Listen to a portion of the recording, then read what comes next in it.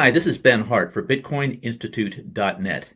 Today I hope to answer the question, what is money? One of the great gifts that Bitcoin is delivering to the world is to teach millions of people, ultimately billions of people, the principles of sound economics. Bitcoin is delivering a masterclass in Economics 101. Most people have no idea what money is. They don't know how money derives its value. They have no idea where money comes from. People just pull cash out of their wallet, or they pull out their credit card, and this seems to work for buying things. But that's all most people know about money. But people more and more are getting the sense that something has gone seriously wrong with the money. They see that their money is buying less and less. They know it's costing more and more to live. For those of you who have been listening to my videos, you know that the source of the problem is the government's fiat money printing press. Let me interrupt here to remind you to please hit the like, subscribe, and notifications buttons. This helps boost this video and the channel. And be sure to check out my book on Amazon. It's available in all the formats, print, Kindle, and audio. I personally prefer audiobooks. It's a lot of work to read. I like lying there with my headphones on and taking in the info.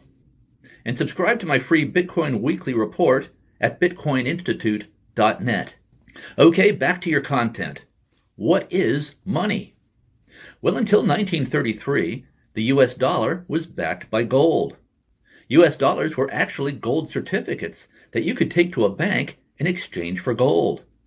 Then President Franklin Roosevelt, FDR, issued his famous Executive Order 6102 on April 5, 1933, ordering every American to deliver all of their gold, except for jewelry, to a Federal Reserve Bank branch in exchange for $20.67 per troy ounce of gold. The paper currency he issued would then no longer say gold certificate.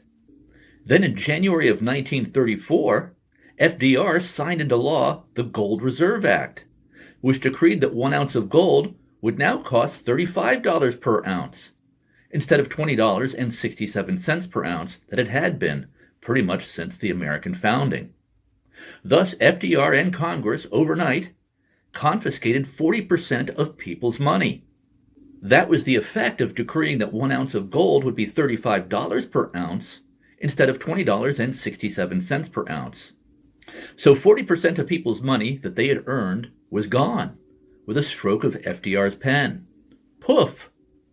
And I argue that this was the real cause of the deepening and lengthening of the Great Depression.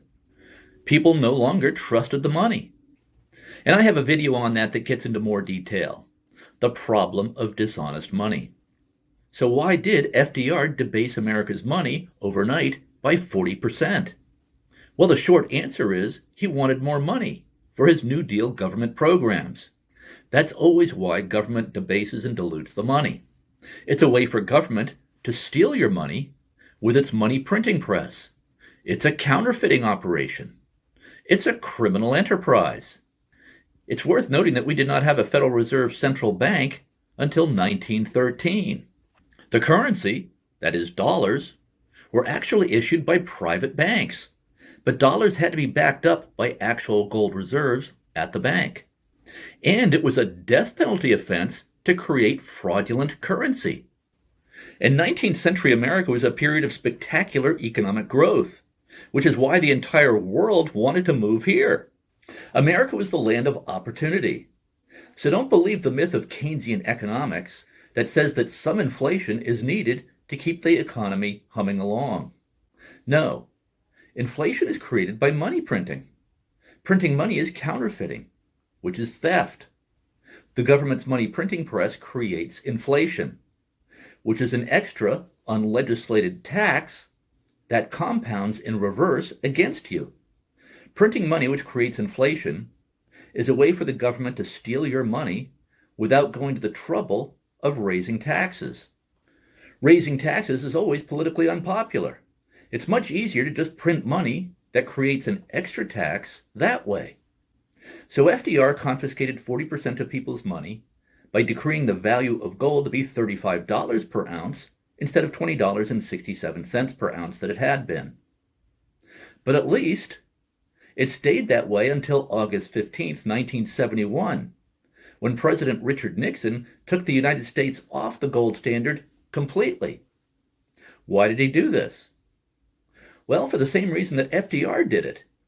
Nixon needed more money to fund both the Vietnam War and Lyndon Johnson's Great Society welfare programs. Nixon was also up for re-election in 1972. So when you can print more money and print as much as you want, this provides a temporary sugar high or a temporary cocaine high for the economy, which is exactly what happened. Nixon announced the end of the Vietnam War, and the U.S. economy boomed. Nixon won 49 states with 60% of the vote. So taking America off the gold standard completely in 1971 achieved Nixon's short-term goal. By 1973, however, inflation had risen to 8.8% and would hit 12% late in the 1970s. The result was the worst economic recession of my lifetime. I think it was quite a bit worse than the financial collapse of 2008. It is a crisis that strikes at the very heart and soul and spirit of our national will. We can see this crisis in the growing doubt about the meaning of our own lives. So what has been the impact of inflation? Well, the price of 1 ounce of gold has gone from $35 per ounce in 1971 to about $1,750 today. So the dollar has lost 98% of its value since 1971, when Nixon took us off the gold standard completely. We also now have a $32 trillion national debt, soon to be $100 trillion. How will the government pay this debt? It won't. What it will do is pay the interest on the debt by printing more money, which is theft. Now, inflation hits lower income and working class folks the hardest, because rich people can afford to buy assets that tend to appreciate in value over time when measured against the dollar, such as real estate, stock market index funds, rare art, and Bitcoin. So the Fed's money printing press, which creates inflation, is really a massive wealth transfer program from the working class and the poor to the rich. The Fed's money printing press also has the effect of creating a boom and bust economy. Because people with assets are frantic to find ways to stay ahead of the inflation snowball, they put money into riskier investments that hold out the hope of a bigger return. Before we went off the gold standard completely in 1971, investing in the stock market was not much of a thing. Most people expected to retire at age 65 and could live comfortably on 4% annual returns that they could get on their life savings. People invested in treasury bonds or AAA rated corporate bonds. If you were really bold, you might have a portfolio of 60% bonds and 40% stocks. Back then, families also did not need 2 income producers. 1 income producer per household was enough. Jane Wyatt.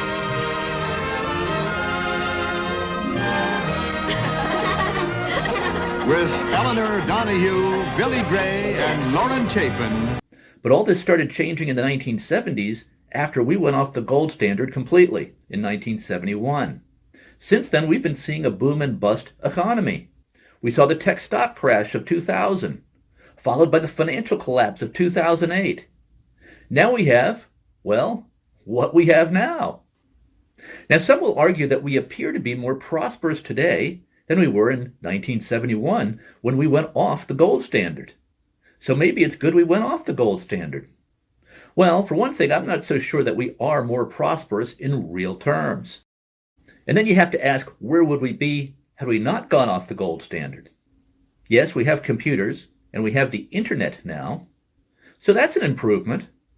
Technological advances certainly do make us more productive. But I would say that's about it in terms of progress. What we have to look at is, how does the economic progress we see today compare to what we saw prior to going off the gold standard? And did the rate of progress, of economic progress and technological innovation, keep pace with what we were seeing before 1971 when we went off the gold standard? Well, let's see. In the 19th century, we had Thomas Edison, who harnessed electricity and had more than 1,000 inventions. His company lit up Manhattan in 1882. Then by 1925, half of America's homes achieved electric power. That's pretty rapid progress. In 1903, the Wright brothers launched the first airplane. And then just a decade later, by 1914, we had commercial flights. We had a commercial airline industry. Henry Ford launched the auto industry in America in 1903 with the Model A. By 1969, we had landed on the moon. We have not been back to the moon since 1972. And the only reason we have a space program today is because of Elon Musk, a private individual. We had computers in the 1940s. The first personal computer commercially available came out in 1972. We had the computer programming language Fortran in the 1950s, which is still in use today. All that's really changed with computers is faster computer chips. And that was made possible with the use of silicon, or the perfection of the use of silicon, to control the flow of electric current. Silicon is one of the most common elements in the Earth's crust. If it were not for the existence of silicon, which is a natural element in the Earth's crust, it's one of the most common elements out there, our computers would still be at 1950s level. The internet was also launched in the 1960s as a way for computer scientists to easily share information with each other. The internet was then made available to the public in 1983. But we had the internet and we had computers in the 1950s and 1960s. So no real innovation has occurred since. We just have faster computer chips and more storage space, and that's about it. Other than computers and the internet, life looks almost exactly the same today as it did when I was growing up in the 1960s and 1970s. Houses look about the same roads. Healthcare was much better back then. The doctor would actually come to your house if needed. I would say that overall economic and technological progress has slowed to a snail's pace in recent decades. Nothing like the explosion in innovation and economic growth that we saw in the 19th century and the 20th century up until 1971, up until the 1970s. Economic and technological progress was actually much faster before we went off the gold standard. In 1930, the Starrett brothers were able to build the Empire State Building from start to finish in 1 year and 45 days. By contrast, it took 13 years to rebuild the World Trade Center after the 9/11 attack in 2001. We are very definitely a nation on decline by almost every measure. And I would point to 1971 as the break point, when we went off the gold standard entirely. Because you cannot have a stable economic system without a stable money. A stable money is the foundation upon which a prosperous economy is built. For capitalism to work properly, it needs a stable money and it needs a fixed set of rules. Corruption of the money is always followed by the decline and collapse of nations and civilizations. We saw this with the Roman Empire. As the Roman Empire spread out and became very expensive to maintain, the government in Rome had to debase the currency, had to dilute the currency, in order to pay the soldiers and fund its war machine. So instead of pure gold and silver coins, the Roman government paid soldiers with diluted coins. At first, the soldiers didn't notice, but eventually the debasement of the currency was so total that the soldiers could wipe the silver finish off the coins with their thumbs. Many Roman soldiers rebelled over being cheated out of their pay and joined the barbarian hordes invading the empire.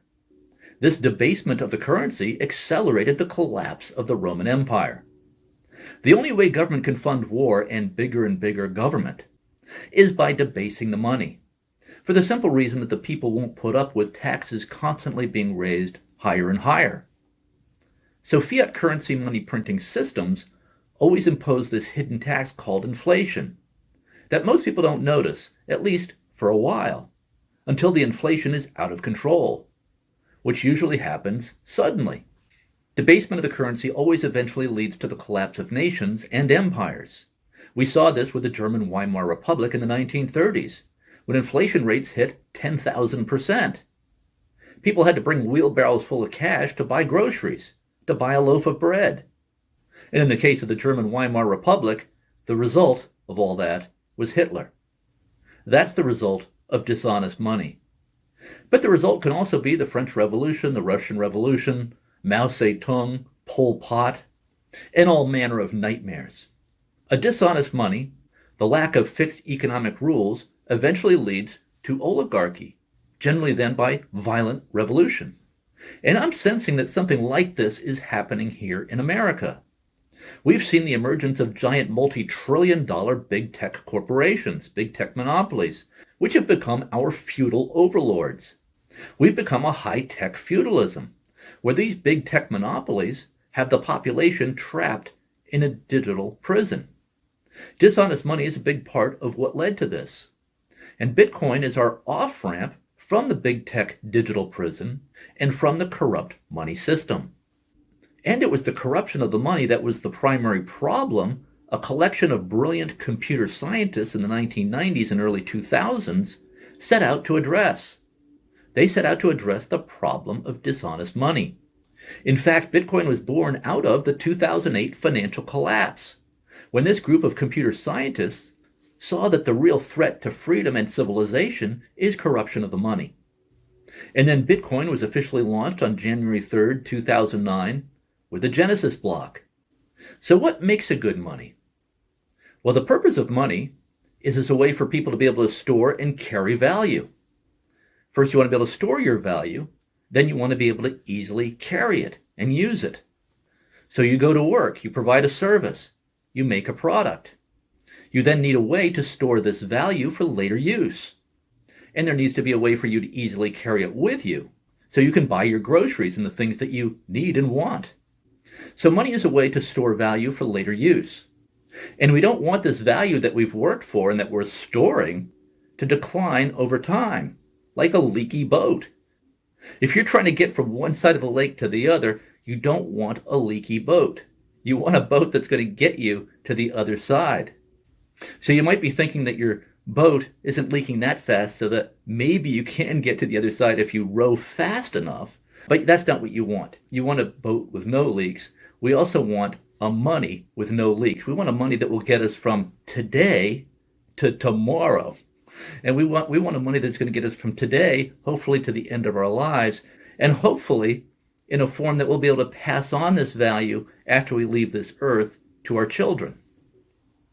As our government prints trillions and trillions of new dollars every year and dumps them on the economy, this, of course, devalues the money. It's theft. It's counterfeiting.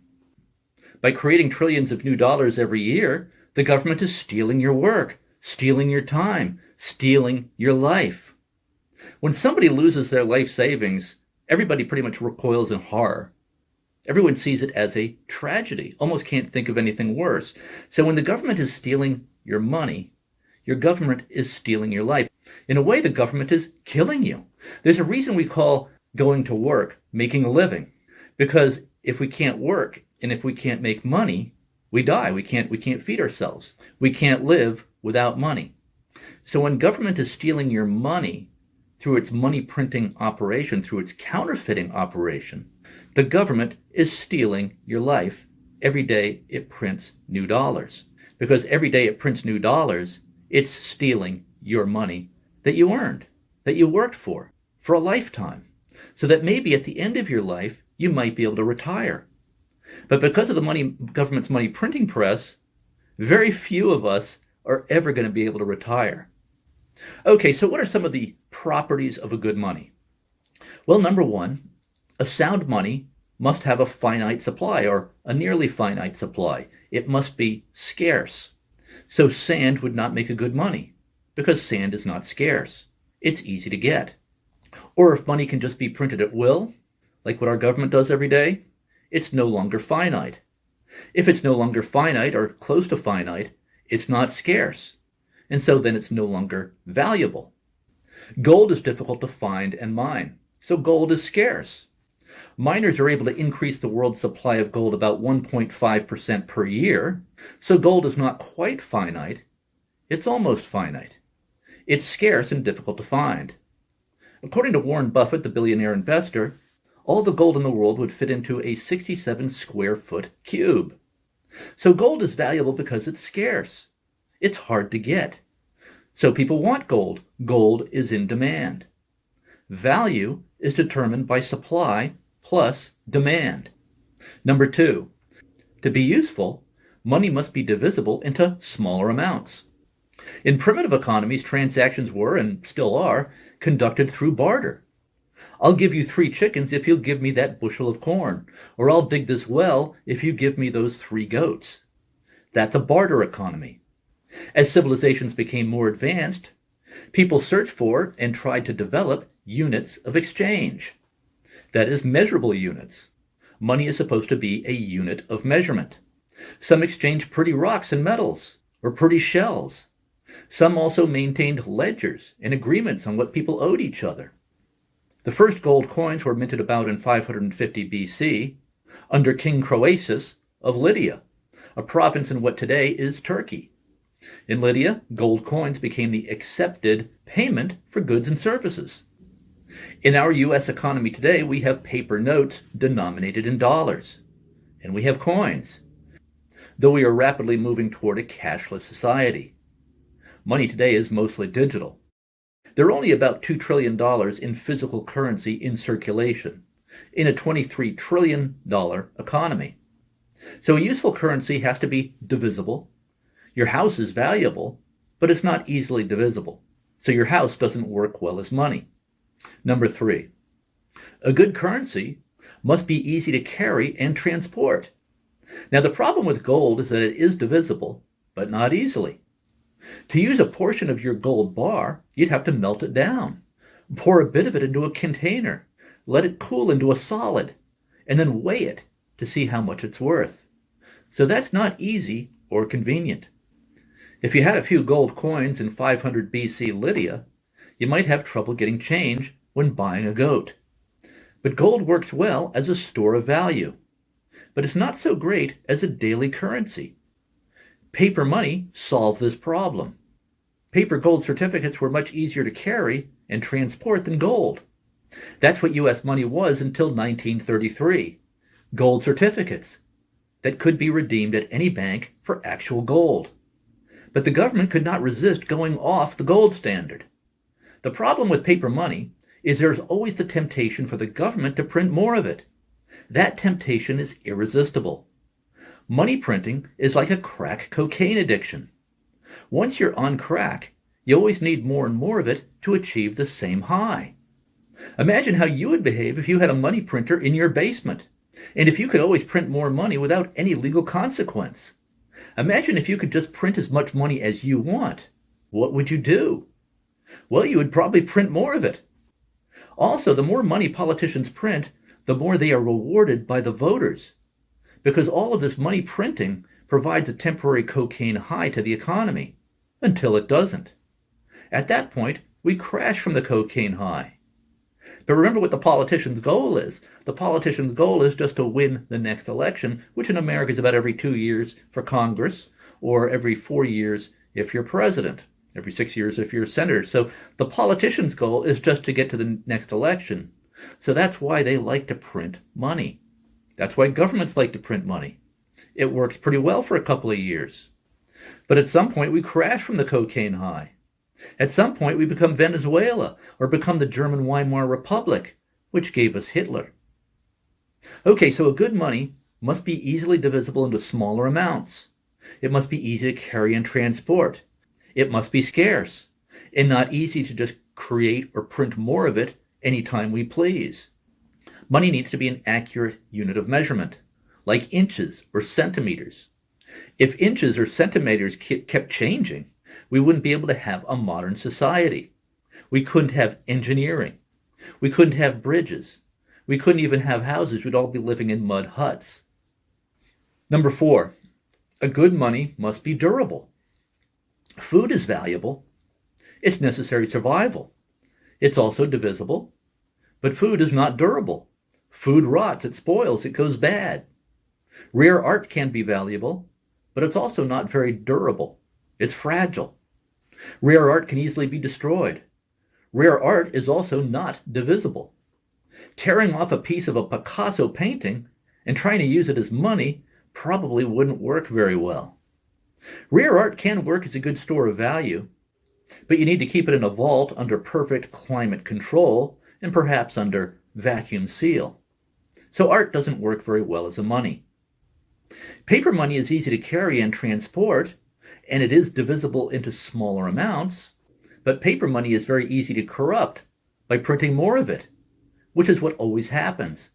It has never not happened. Paper currency has not been a good store of value over time. It allows you to transmit value over space, but doesn't allow you to transmit value over time. The US dollar has lost 98% of its value since 1971, when we went off the gold standard completely. And if you look at the track record of fiat currency, all have gone to zero over time. Every single one. The dollar has almost gone to zero. It's lost 98% of its value since 1971, and the dollar is the world's best currency. The rest of the world, or most of the rest of the world, the developed world, pegs their currencies to the dollar. The dollar is the world's reserve currency. We're the best. Now, gold is very durable. Gold is indestructible. You can melt it. You can form it into any shape you want, into bars, into jewelry, into coins, into ornaments. You can't destroy gold. So gold is durable and it's divisible. And gold's durability makes it a very good store of value. Gold enables you to transmit value over time. But the problem with gold is that it can't easily be identified if it's stolen. Rare art, by contrast, is easy to identify. So it's difficult to traffic in stolen art. But gold is easy to melt down and eliminate all identifying markings. So gold is a great target for thieves. Gold can also be diluted.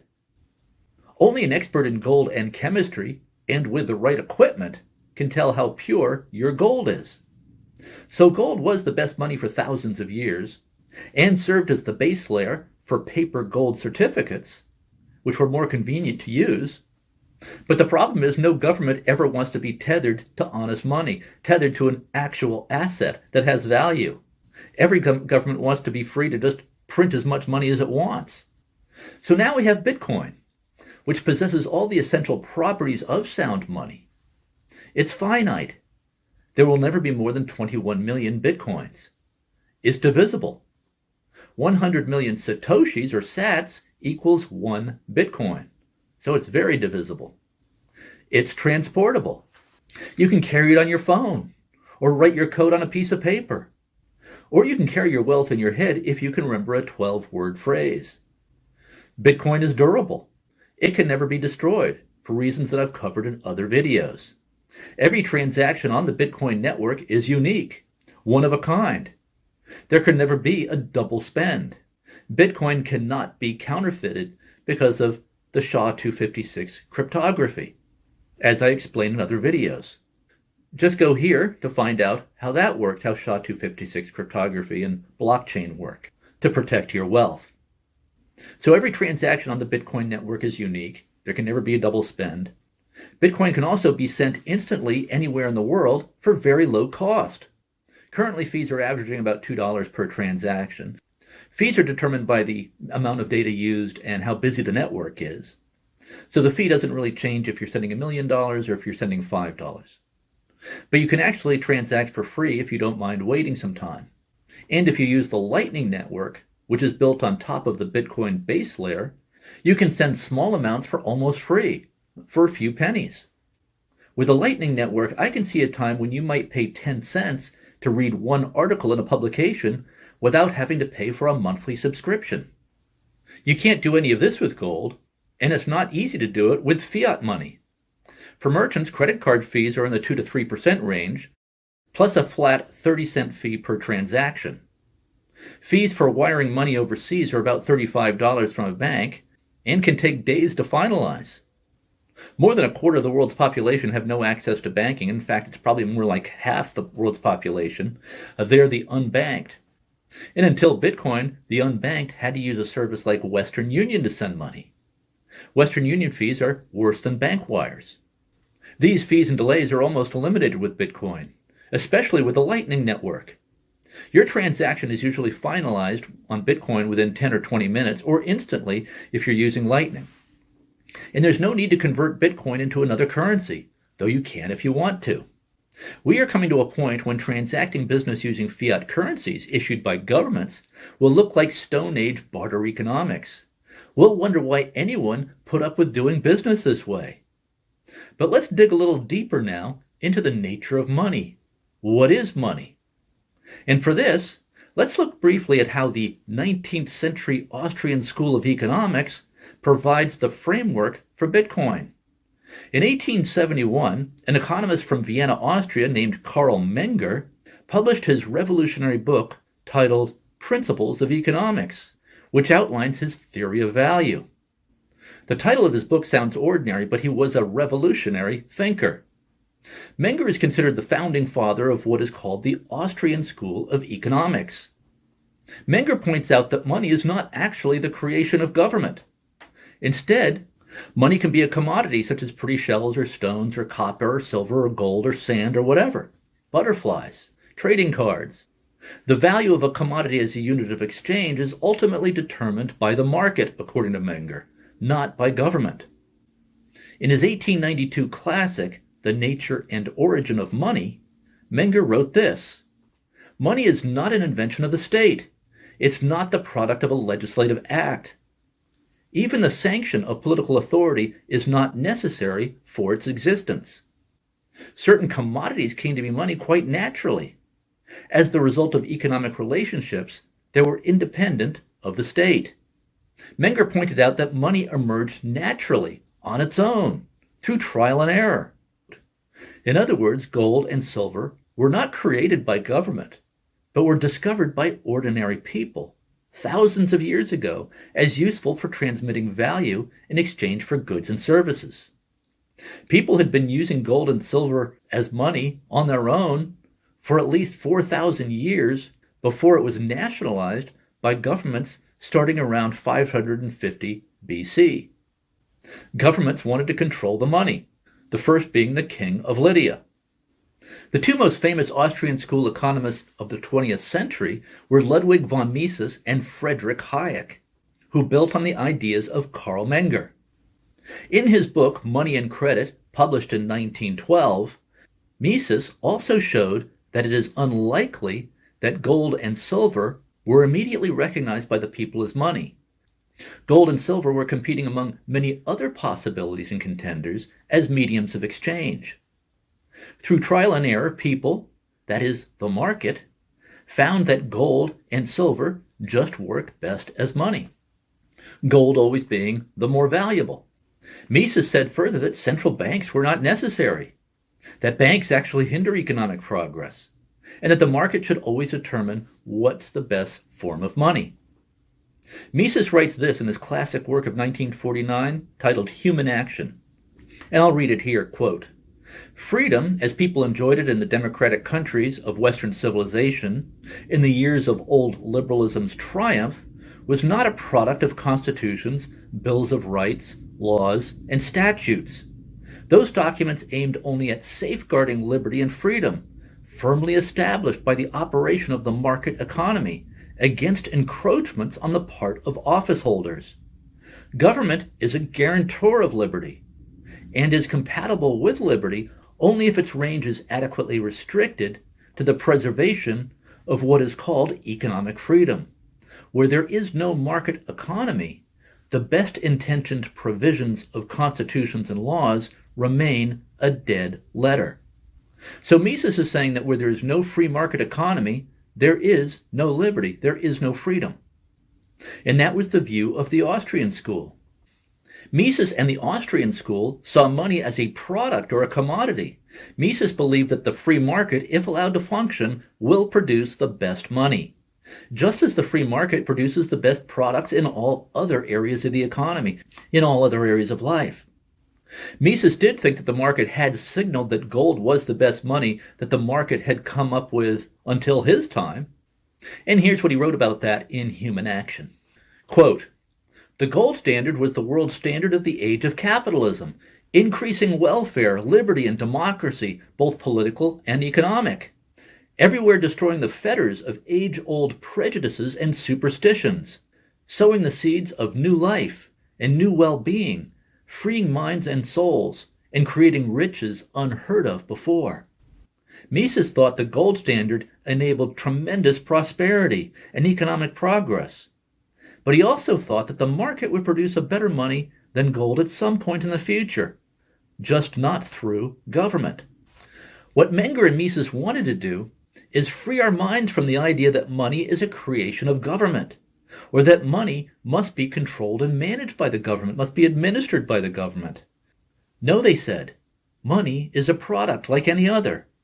We could all be using iPhones as money if the market told us that this is the best money. The problem with that, of course, is that an unlimited supply of iPhones can be created, so iPhones would not make a good money. But of course, that's the problem with fiat currency also, right? The government can print an unlimited supply of it. So iPhones would not work well as a money. Menger and Mises saw money as having emerged naturally through the interplay of market forces, much the way the market created language. The market produces language. Language emerges naturally, and currency and money emerged naturally also. It was a natural creation of the market. And money, of course, also is a form of communication. Money allows us to communicate value, to transmit value. We can communicate value on a piece of paper in the form of a contract, or we can tie the value of gold to money in the form of a gold certificate, as was the case until 1933. And now with Bitcoin, we communicate value with code, with computer code. Now, it sure would be interesting to see how Menger and Mises would react to Bitcoin if they could see it. I think they'd love it. Bitcoin was exactly what Menger and Mises were talking about. Another member of the Austrian school was the Nobel Prize-winning economist Friedrich Hayek. Hayek was a close friend of Mises. Hayek moved from Austria to London in 1938 as Hitler was ramping up. And Mises moved from Austria to America in 1940 as Hitler was sweeping across Europe. So these great thinkers saw totalitarianism up close. They saw Hitler. They saw Stalin. Both warned about central economic planning and the corruption of the money by central banks. Both warned about the boom and bust economic cycles that would be created by all of this money printing, and how money printing by the central banks would fuel the growth of government and eventually lead to forms of socialistic totalitarianism. Whoever controls the money controls you. Hayek's great book, The Road to Serfdom, published in 1944, warned about the tyranny that inevitably results from government control of economic decision-making through central planning. Hayek wrote that fascism, Nazism, communism, and all forms of socialism have their origins in a belief in central economic planning and empowering the state over the individual. Hayek wrote another book titled The Denationalization of Money, published in 1972, where he argued that government should not be involved with the money at all, and should certainly have nothing to do with the issuing of money. Hayek believed that there needed to be a separation of money from state. Well, that's Bitcoin. Think about how the free market works to produce exponential improvements in products. Look how quickly the market was able to go from smoke signals to the Pony Express, to the telegraph, to the crank phone on a wall, to a dial phone, to a mobile phone, to an iPhone. We see this stunning human and technological progress in every area where the market is allowed to function.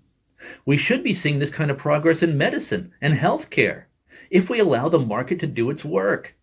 We see what an unmitigated disaster and scandal government-run schools have become. Whatever the government controls gets worse, whether it's healthcare, education, or the money. Again, it took 1 year and 45 days for the Starrett brothers to build the Empire State Building in 1930. We haven't been back to the moon since 1972.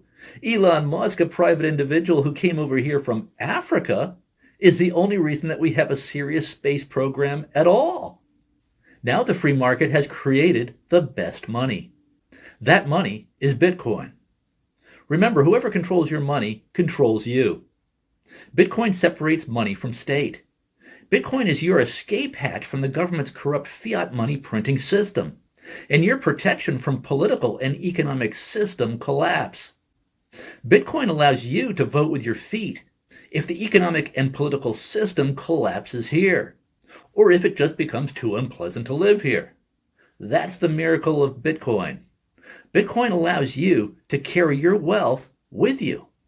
Bitcoin is unconfiscatable money so long as you don't keep your Bitcoin on an exchange, and so long as you keep your Bitcoin on your private key.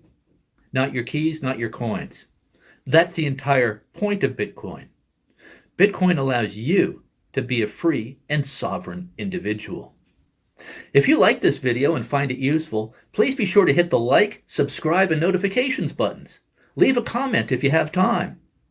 All this interaction will send a signal to Google's algos to blast this video out to more people and get this information out to more people who need it.